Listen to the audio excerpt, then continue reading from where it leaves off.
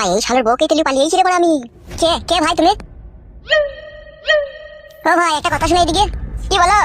একবার এখানে এসো না ভাই, একটা কথা শোনো। এই বড়া চিনি ফেললে অসুবিধা আছে, ছলাপালা করে আর সামনে দিয়ে বেরিয়ে যেতে হবে। কই গো ভাই? কি করা যায় বড়া? অন্ধ সাজবো বড়া। কই গো ভাই, শোনো গো।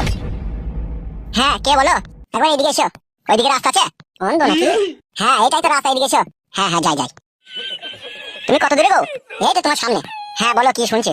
সত্যি করেই তো কানা মনে হচ্ছে। আমাদের চিনা মনে হচ্ছে। কে লেলু কাকা নাকি? না আমি লেলু কাকা লয়। একবার এদিকে ঘুরে দেখিনি। শুনছি, বলো। তোমাকে চিনা মনে হয়েছে।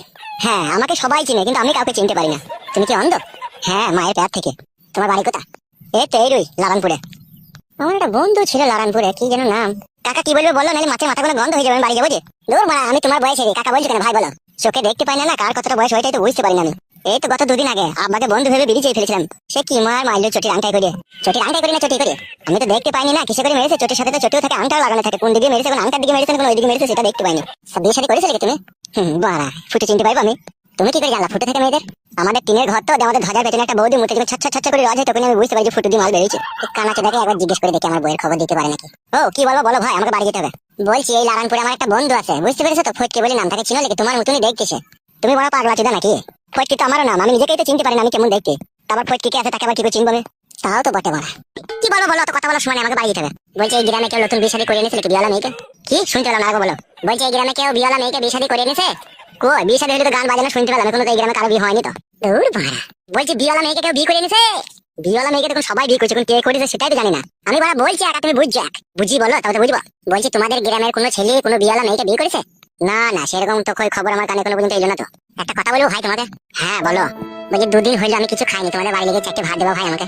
কেউ নাই বাড়িতে, সব পুরীতে গেছে বেড়াইতে। তাইলে মাছের মাথা গুলো লেগেছে, এগুলো কে রান্না করবে? তোমার কথা বলা শেষ হয়েছে ভাই, এবার আমাকে বাড়ি যেতে হবে।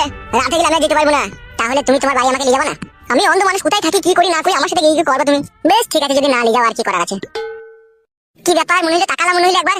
দূর বড়া, তাকাইতে পারলি কি আজকে আমার এই অবস্থা হইতো? আমার তো মনে হইলো একবার মনে হচ্ছে পটাম করে তুমি চোখটা খুললাম মনে হইলো। তুমি কোন টেনশনে তোমার মাথা খারাপ হয়ে গেছে ভাই, তোমার বউ পালিয়ে গেছে না, ওই জন্য তুমি কোনো আলবাল দেখছো চোখে। হইতেও পারে না। তোমার কথা বলা শেষ হয়েছে ভাই, এবার তোমার বউকে তুমি খুঁজে বেড়াও ভাই, আমি বাড়ি যাবো।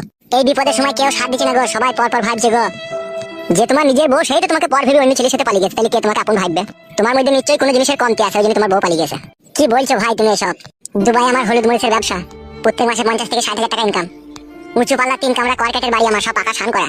আমি দুবাইয়ে থেকে বউকে 8 ভরি সোনার জিনিস বানিয়ে দিয়েছি, আর যা ইনকাম করেছি সব বউকে দিয়ে দিয়েছি। তাই নাকি? তারপরে বউ পালিয়ে গেছে? হ্যাঁ। একটা কথা বলো যদি কিছু মনে না করো। হ্যাঁ বলো।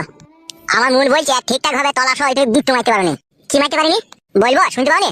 না বলো আরেকবার। এটা আবার কেমন হলো? এটা হচ্ছে রাত 10টার পরে বইয়ে 60 টাকা উপর দিয়ে তুলে দিয়ে তলাশের ঘড়িতে গুড়তে মারা। আর